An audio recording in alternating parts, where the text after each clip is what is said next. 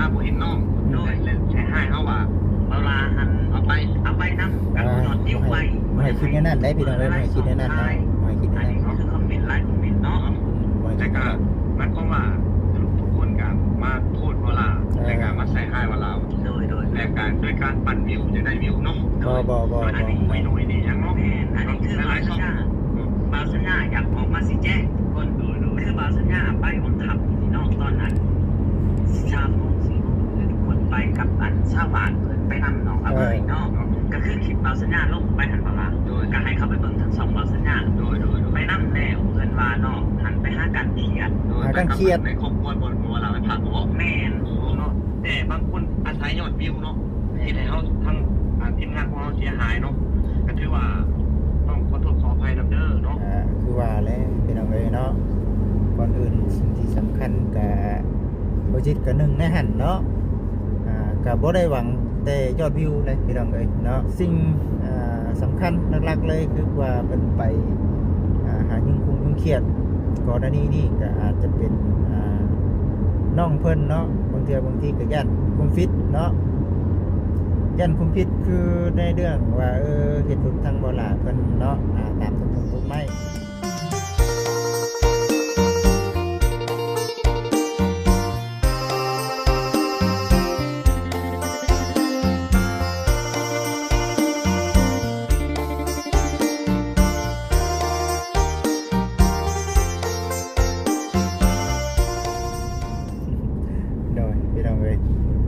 กำลังเดินทางเด้อพ่อแม่พี่น้อง FC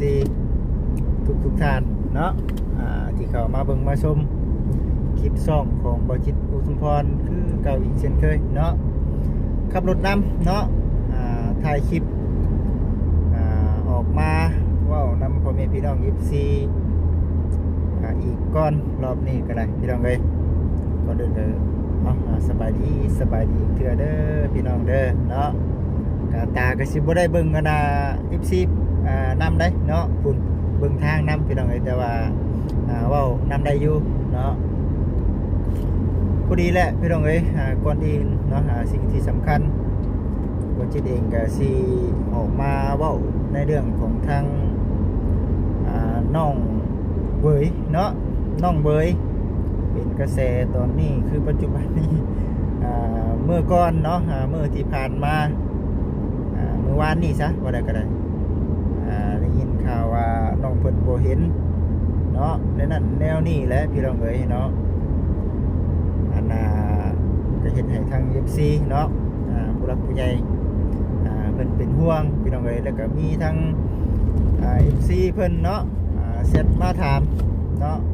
ให้คำแนะนำในนั้นแนวนี้เนาะว่าหนึ่ง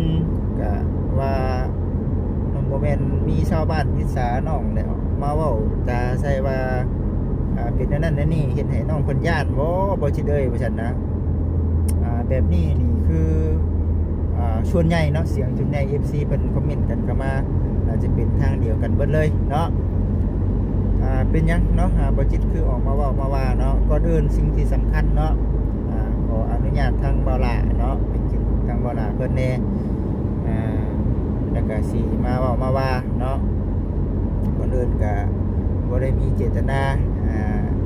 สิเว้าให้เสียหายเนาะกับทางบ่าวหลานำแน่เนาะแล้วก็ทางทีมงานนั่นแหละแล้วก็บ่ได้เว้าให้เสียหายในเรื่องของทางน้องเบยนำเนาะคือสิ่งที่สำคัญคือทางน้องเพิ่นกับบ่เห็นมื้อนั้นนะแล้วก็มี FC เนาะเพิ่นคอมเมนต์กันเข้ามาว่าเป็นย้อนทางบ่าวหล่าในนั้นในนี่บ่คิดว่าโมเมนต์ดอกพี่น้องเอ้ยจากที่เคยเนาะสัมผัสหรือว่าร่วมงานกันกับทางบ่าวหล่านี่แล้วก็เป็นคนนิสัยดีได้พี่น้องเอ้ยเนาะหลายคนก็ว่าโอ้ยบ่าวหล่าตุนไว้จังซั่นจังซี่บ่แม่นดอกพี่น้องบ่แม่นก็ว่าตุนไว้ว่าเราก็หาบ่เห็นคือกันว่าซั่นในมื้อนั้นนะแล้วกันว่าเราสิไว้ถ่ายผู้เดียวบัดมันเป็นไปบ่ได้แบบนั้นพี่น้องเอ้ยหมู่เห็นบัดเจ้าของบัดถ่ายอยู่หมู่บ่เห็นบัดเจ้าของบัดถ่ายอยู่แบบนี้นะก็เลยว่า บ่เพราะว่าหนึ่งมาหลายคนช่วยกันบ่ล่ะเราก็ยังเว้าอยู่เนาะว่าเอ้าหลายคนมาช่วยกันนั่นแม่นดีเนาะแต่ก็เลยว่าออกมาชี้แจงนำบ่จิตเองก็ได้ก็พอดีเลยแหละบ่จิตก็กราบขอโทษขออภัย FC นำคือกันเนาะเห็นว่า FC บางท่านเพิ่นว่าโอ้ยสร้างความปั่นป่วนโมเมนต์ในนั้นในนี่ได้พี่น้องเอ้ยคือเมื่อวานนี้ตั้งใจดีเนาะตั้งใจสิไปหาน้องเพิ่นดีๆแต่ว่าพอได้ยินข่าวว่าน้องเพิ่นบ่อยู่จังซั่นจังซี่ก็เลยบ่ได้ไปเนาะไปก็หาน้องเพิ่นบ่เห็นว่าซั่นทางทีมงานเว้าในนี้เพิ่นว่าในนี้พี่น้องเอ้ยเพราะว่าคือหลักๆเลยน่ะว่าสิไปเว้าในเรื่องในบุงในบ้านน้ำแน่เนาะก็อันนี้ก็รอพังต่อไปเลย FC เด้อเนาะเพราะว่าหนึ่งมาบ่จิตเองยังบ่ทันได้รับหน้าที่มอบหมายจากทางผู้รักผู้ใหญ่เพิ่นก็ยังเว้ายังได้บ่หลายเนาะเป็นชิ้นเป็นอันอยู่ในนี้คือปัจจุบันนี้คือเบาแสนเนาะเบาแสนในกับทางทีมงานเขาบ่ล่าแน่แล้วก็เห็นบ่องค์บ่แอนน้ำแน่เนาะบ่แอนน้ำพร้อมจึงว่าทำงานอยู่ปัจจุบันนี้แต่ว่าทางบ่จิตเองก็เอาพยายามอัปเดตกับ FC ได้เบิ่งได้ชมเนาะก็พอดีแหละมื้อนี้ก็ขึ้นมาแต่ขายเนาะขายของอยู่ตลาดบ่จิตเองก็ได้ก็เลยว่าเห็นทั้งคลิปบ่ล่ะเนาะเพิ่นได้ออกมาชี้แจงเรื่องน้องเพิ่นหายตัวไปก็บ่ได้มีอีหยังเนาะก็ว่า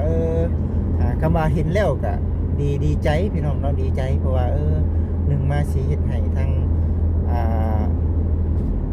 ผู้รักผู้ใหญ่ FC เพิ่นสบายใจย่านน้องเพิ่นขึ้นไปทางนั้นแน่แบบว่าย่านน้องเพิ่นยังบ่ทันฮู้ว่าเฮาไปแบบนี้เฮาไปย้อนหยังอย่างนี้นะพี่น้องเอ้ยไปย้อนอยากให้FC เบิ่งแล้วก็ย้อนอยากให้คนมาช่วยเหลือเพิ่นแบบนี้เนาะให้น้องเพิ่นขึ้นอย่างนั้นพี่น้องเอ้ยนั้นได้จังก็ได้ไปเห็นทั้งบ่ล่าเพิ่นเนาะออกมาชี้แจงบาดนี้ก็ได้แต่ว่าบ่จิตยังบ่ทันได้เข้าไปเบิ่งเดี๋ยวบ่จิตสิเข้าไปเบิ่งว่าเห็นน้องเพิ่นหรือว่าน้องเพิ่นไปอยู่ไสเนาะตัวนี้บ่จิตเองยังบ่ทันฮู้เด้อพี่น้องเด้อเดี๋ยวสิเบิ่งคลิปบ่าวล่าเพิ่นเนาะจังว่าเอามาเบิ่งมาชมไปนํกันว่าซั่นพี่น้องเอ้ยจังว่าเอาทางทีมงานฮักเพลงกันคือเก่าพี่น้องเอ้ยบ่ได้ว่าทีมงานดีไซน์กันเองบ่แม่นอันนั้นเด้อพี่น้องเด้อเนาะภายในมื้อนั้นก็บ่มีไปเห็นคือกันเนาะมีแต่ว่าเอาต่างคนต่างทำหน้าที่ของตัวเองก็แบบเดียวกันเนาะหน้าที่ก็เพียงแต่ว่าคนละซ่อมซื่อเดี๋ยวสิเปิดคลิปเนาะให้กับทาง FC ได้เบิ่งได้ชมทางสาวมีนามานำแน่พี่น้องเอ้ยมื้อนี้ก็ได้สาวมีนาสบายดีสบายดีให้เพิ่นอยู่นะ จับกล้องให้เนาะกำลังสิเดินทางเมื่อบ้านไม่เท่าพี่น้องเอ้ยเนาะหลังจากว่ากลับบ้านไม่เท่าแล้วก็สิออกมาฮับเบี้ยของบ่จิตไปทางบ้านน้องถือทองน้องไสลาจนพุ่นน่ะมื้อนี้เมามื้อนี้แล่นบัดนี้ก็พังเบิ่งวิทย์มื้อวันคันจนฮอดมื้อวันพฤหัสวันพฤหัสเนาะวิทย์วันตลาดนัดแล้วบ่จิตสิขึ้นไปหาน้องเพิ่นเนาะจังว่าเอาบอก FC ไว้ก่อนเนาะว่ายังสิขึ้นไปหาอยู่เด้อ FC เด้อเนาะเดี๋ยวสิให้ FC เนาะมาพังนํกันว่าทางบ่ล่ะแน่เนาะแล้วก็บ่แล้วก็บ่สายันบ่สัญญาเนาะถิ่นเมืองชนนี่แหละบ่ด่าสายบุญคุณธรรมเนาะติดตามเป็นกำลังใจให้เพิ่นพร้อมเด้อพี่น้องเด้อเดี๋ยวนะเบิ่งดูสามีนาคลิปช่อง YouTube บ่จิตนะเห็นบ่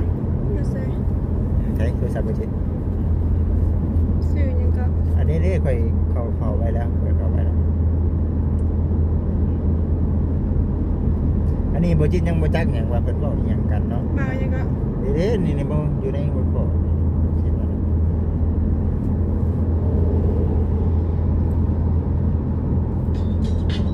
มีโฆษณาอีกเนาะเดี๋ยวเผากดข้ามโฆษณาเด้อพี่น้องเด้อคำว่ามีโฆษณาขึ้นแบบนี้เนาะเริ่มให้ FC เพิ่นเบิ่งเห็นนำเด้อบ่ล่ะตอนนี้นะเวลามาชี้แจงกันหลายคนก็ว่าน้องให้น้องว่าน้องก็คืออันบ่าวสัญญาจะเบาให้คนกันเลยเนาะอันบ่าว สัญญามาบ้านเบาลาเลย ทางไปน้ำกันเหรอ บ่ได้อยู่มาบ่เห็นน้องโดยและใช้ให้เฮาว่า เบาลาหันเอาไปนำกับนอนดิ้วไว้ ไม่ให้คิดในนั้นได้พี่น้องเลยไม่ให้คิดในนั้นนะไม่ให้คิดใน อัน นั้น นี้คือคอมเมนต์ไลน์คอมเมนต์เนาะ ไม่ให้ แต่ คิดใน ก็ นั้น มันก็ว่าทุกคนก็มาโทษเวลาในการมาใส่ให้เวลา โดย และการด้วยการปั่นวิวจะได้วิวเนาะ บ่ อันนี้หน่วยนี่ยัง โอ เนาะ เคอันนี้คือบาสัญญาบาสัญญาอยากออกมาสิแจ้งคนคือบาสัญญาไปวังขับที่นอกตอนนั้นชามโมง4 โมงทุกคนไปกับอันชาวบ้านเพิ่นไปนำหนองละเบยเนาะก็คือคลิปบาสัญญาลงไปหันเวลาโดยก็ให้เขาไปเบิ่งทั้ง2บาสัญญาโดยไปนำแล้วเพิ่นว่าเนาะหันไปหากันเครียด ในครอบครัวบนเวลาไปพักบ่ แม่น ปั่นไป ไปหากัน ไปกันเครียด พาไว้มันไว้ข้างแม่ แต่ก็คือว่าบางคนเนาะบางช่องก็ไปเอาคอมเมนต์เนาะเอาคอมเมนต์แบบว่ามาโจมตีเวลาแต่ก็ใช้ให้เวลาต่างๆนานาเนาะก็ต้องขอโทษขออภัยเวลาจริงใจเนาะจริงใจอ่ะช่วยเหลือกันน้องคนนี้เล็กน้องเลยเขาแบบในเรื่องของการยุกย้ายหรือในเรื่องของการยังอยู่ประจำเป็นบอกคือว่าถ้าบ่ได้ไปมันบอกทั้งนั้นในบ้านถึงกับหักแพงน้องมันคือเก่ากันที่ให้อยู่คือเก่าเวลาได้เกี่ยมันแล้วเราตัวน้อยจะได้เรา แม่นอันนี้คือบาสัญญาไปวังขับในเวลาทั้งชาวบ้านก็เว้ามาแบบนี้ทั้งชาวบ้านว่าโอ้ว่าเขาเจ้ากับบริหารบริเขียนนอกเนาะ โดยเขากับแพงมัน เขากระเพศมันทุกคน แม่น ก็คือทั้งน้องไปอันกินข้าวกินน้ำว่าหลักกินข้าวกินน้ำของเขาเจ้าก็พูดแต่เขาเจ้าก็ให้กินอยู่โดยเขาเจ้าก็บริโภคได้ โดยบริโภคน้อย คืออันชาวบ้านก็หลายๆคนว่าคือที่ดินที่ไปหาซื้อแถวอันทางบ้านสนุนอันซื้อบ่ได้ก็ซื้อแถวนี้ก็ได้ โด แบบบริเวณนั้น มันก็อนุญาตแม่อนุญาตให้น้องอยู่ได้เสมอไปนะเนาะแต่ว่าบางเทื่อก็เด็กน้อยจนคนโมโหแล้วมันก็จะว่าสอนยากแน่นอนภาษาโดยก็ที่คอยสอนไปพี่น้องหรือว่าแบบใดวันใดเขาก็ต้องติดตามคลิปต่อไปเราพี่น้องหรือว่าพรุ่งนี้คือเราจะออกแต่เรื่องเลยเนาะ แม่นี่คือเราสิออกก็เบาลาไปสาวไปสมทบกับเบาพร โดย เบาพรสตูดิโอทุกคนเนาะ ก็คือว่าเป็นอันเคสนี่เนาะพี่น้องก็อยากให้ทุกคนเข้าใจกันว่ามันยากระหว่างการโยกย้ายเนาะแหล่เวลากันอยู่ด้วนบ่ได้เพราะเวลาก็ต้องดูน้ำเสียหน้าเนาะโภชนาแต่ก็เป็นเคสอันทั้งป่าใบน้ำเนาะเพราะเวลากันอันเคสของเวลาเคสเอื้อนให้ทั้งป่าใบทั้งว่าทั้งในบ้านทั้งอันไอ้บ้านโน้นย่างที่เวลาไปเห็นเคสป่าใบกันกับอันเบยที่ว่าเพิ่นก็ยังได้เงินเนาะเวลาก็เลยลิ้วลงมาก็เลยบ่ทันได้อันไปส่งเงินส่งทำเหมือนต้องลิ้วขึ้นไปอีกมือเนาะทุกคนแต่เศร้าเต็มเลือกเลย อันคือบาสัญญามาสิแจ้งในคลิปนี้ทุกคนก็คืออันแท้จริงแล้วน้องบ่ได้หายทุกคนมีชาวบ้านสิเอาน้องมาออกคลิปคือเก่าทุกคนเลย แน่ทุกคนก็เข้าใจผิดนะแต่ว่าไปเอาคอมเมนต์มาโจมตีเวลาว่าบางคนก็ด่าเนาะด่าแบบเสียหายเนาะทุกคนเนาะต้องแปลว่า ทั้งสองบาสัญญาเขาก็ว่าอันทีมงานเบาลาเลยทีมงานเบาลานี่แล้วก็กักขังน้องไว้บ่อยากให้คนอื่นเขาไปถ่ายบ่อยากให้ YouTube โมแมนเลย เขา ที ไป เดียว ถ่ายบ่ได้มี โมแมนเลยทีเดียวคือหมายความว่าถ่ายได้ทุกคนขอความช่วยเหลือได้ทุกคนเนาะแต่บางคนอาศัยยอดวิวเนาะที่ให้เขาทั้งทีมงานของเราเสียหายเนาะก็ถือว่าต้องขอโทษขออภัยนำเด้อเนาะแต่ว่าคนที่ผมคุยโน่นนี่แหละครับบริมาสัมผัสตัวจริงเนาะแต่บริมาอยู่ในตัวนั้นตัวจริงหรือแต่ที่ผมคุยก็เลยเอาคอมเมนต์มาเว้าเลยครับออกคลิปแบบโจมตีหรือว่าแบบอาจจะบริถ่ายแล้วกันอาจจะว่าหาความคิดจากการแกล้งของเขาก็เป็นได้เนาะ อันนี้คือบาสัญญาเนี่ยที่ว่าคิดนะทุกคนอันคือทั้งน้องนี่ครับบ่ได้หายไปใช้อะไรกับอื่นนี่ได้ถ่ายคือเก่าว่าไม่ได้ถ่ายคือเก่าเนาะแต่ว่าทั้งคอมเมนต์นี่ว่าเฮ้านี่อันบ่อยากให้ยูทูบเบอร์หลายๆช่องไปถ่ายที่จริงแล้วอันไปถ่ายได้ทุกคน ถ่ายได้เลยให้ยังไงถ่ายให้ เพ ยัง ราะ ไง ว่า ส ทั้ ว ง ย เฮาก็ยังบ่ได้มีอันแบบว่าคำหรือว่าสิไปสวยเนาะคณะยูทูบเบอร์อื่นมาถ่ายนี่ไปสวยกันเนาะแม่นบ่แม่นไปซื้อนู่นซื้อนี่ซื้อนั่นซื้อนี่มันเป็นหลายๆ ก็คือแม่นก็คือทุกๆคนไปถ้ามีคนช่วยเหลือเข้ามาก็ยังดีใจใหญ่น้องดีใจกับน้องใจแค่ว่าอันแบบ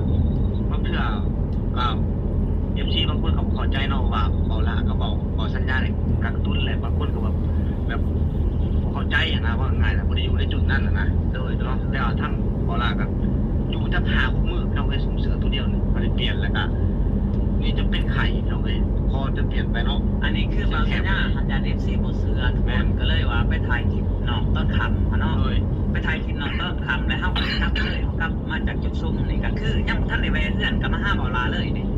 ราย ห้า การ บ่อลา คือว่านี่วันที่กลับเนาะอันน้องเพิ่นกะไอ้เพิ่นเอารถบอลาเนาะบอกจังไง โดย โดยกะเอาไปชนต้นไม้บอกหรือว่าเป็นย่านบอลาให้บอกบอลากะเคลียร์กับเพิ่นแล้วบอลา อัน ไม่ นี้ ให้ คือแบบนี้ทุกคนประเด็นนี่เนาะอันนี้คืออันเฮาไปลงคลิปแล้วทั้งยูทูบเบอร์หลายๆส่องมาเนาะเลยบ่ได้ใกล้ บริการ บ่ได้ใกล้เลยก็เลยให้น้องอันเอารถบาลา บอลาเนี่ยเข้ามา เข้ามาไปหาอันพวกยูทูบเบอร์ก่อนเนาะ มาให้มาหาทางเขาแซนก่อน แม่นมาหาทั้งบ่แซดยานอันทั้งไอแซดเพิ่นหรือว่าบ่แซดเพิ่นจะถ่ายก่อนเนาะ แม่นก็เลยโทรกันมาเด้โทรกันมาฮอดถึงไหนแล้วก็ให้น้องเข้าไปบัดนี้ พัน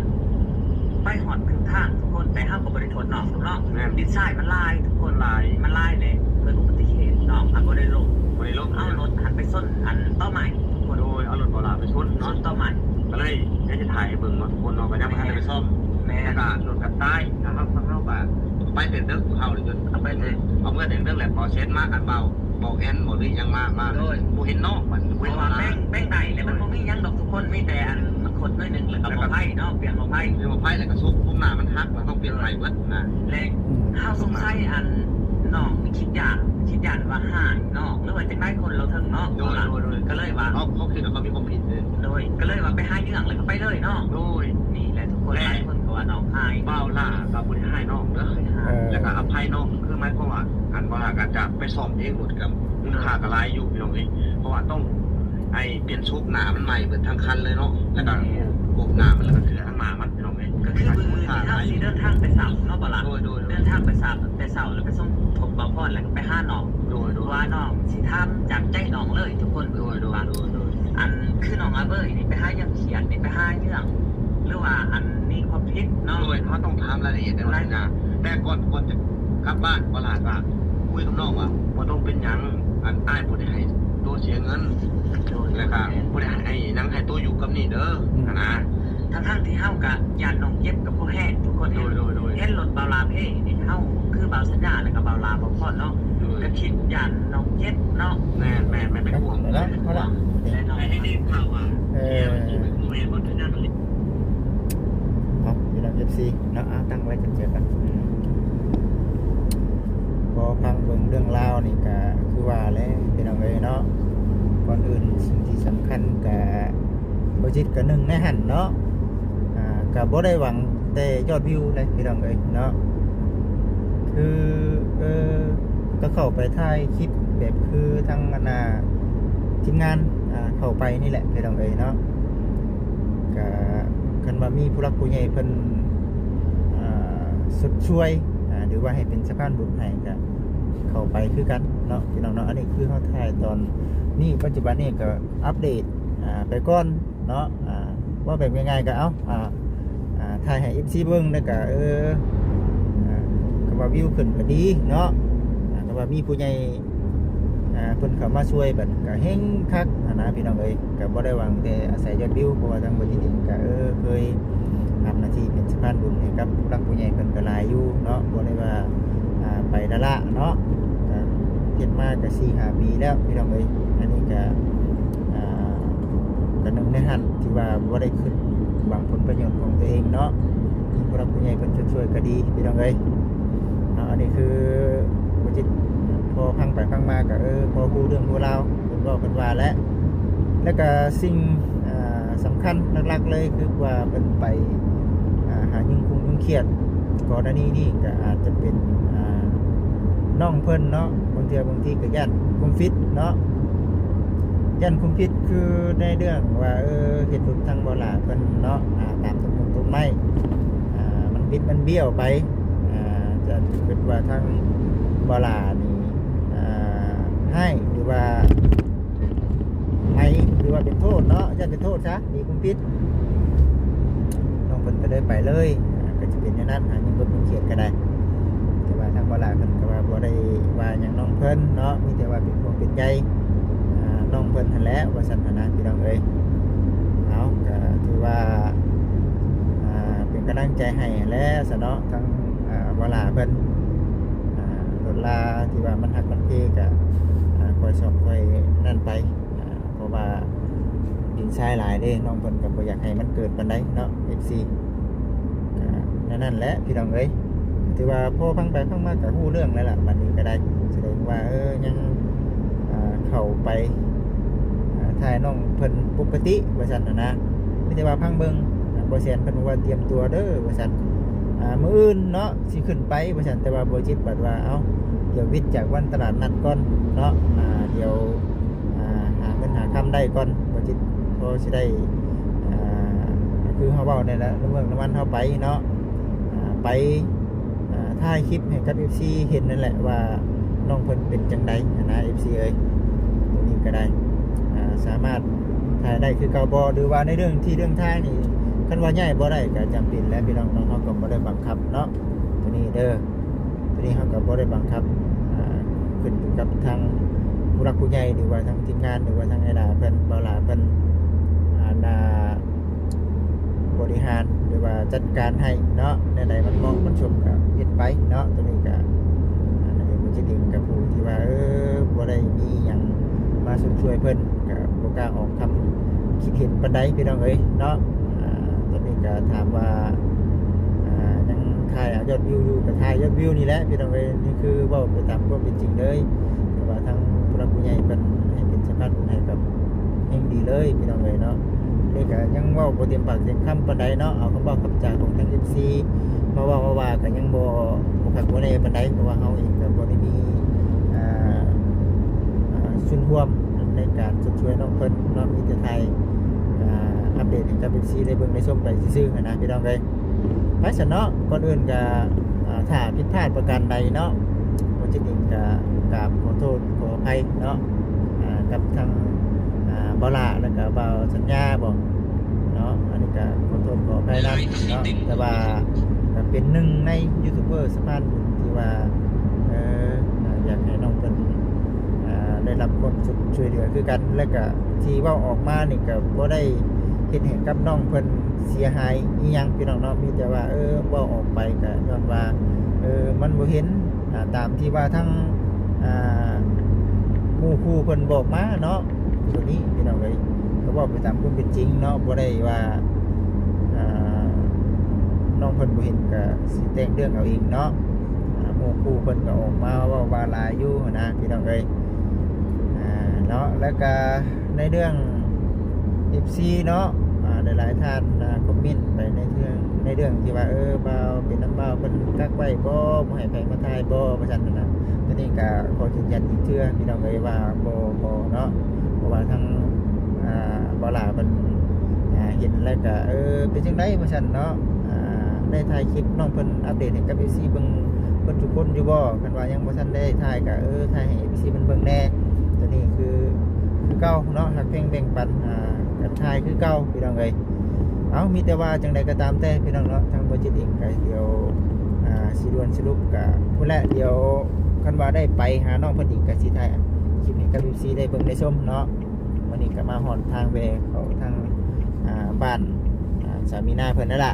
บ่จิตเองก็สิได้ขอตัวจบคลิปก่อนเนาะหนทางมันก็จะลุกตุกจิกแต่ว่ามันยากเนาะไล่หูไล่ตาโอเคสันเนาะ FC มีแต่ว่าผ่านพ่อแม่พี่น้อง FC เข้ามาเป็นกำลังใจให้เนาะเข้ามาแล้วจะพากดขับโฆษณามีคำบอกคำจาอย่างกะคอมเมนต์กันเข้ามาเด้อพี่น้องเด้อเนาะหรือว่าทักทายสบายดีให้คำคิดเห็นมาหาบริจิตโดยตรงเลยก็ได้เนาะโอเคพี่น้องเอ้ยอยู่ดีมีแห้งขอกล่าวคำว่าสบายดีพี่น้องเอ้ย